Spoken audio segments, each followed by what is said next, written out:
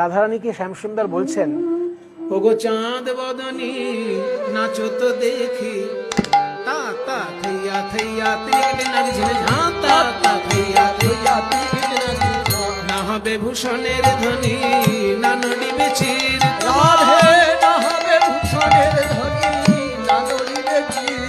আহা দ্রুত গতি চরণে না বাজিবে মঞ্জির, আহা দ্রুত গতি চরণে না বাজিবে মন্দির। দাঁড়াও দাঁড়াও, হবে কিরকম গুরু ধরে নাচ শিখেছো আজকে প্রমাণ নেব।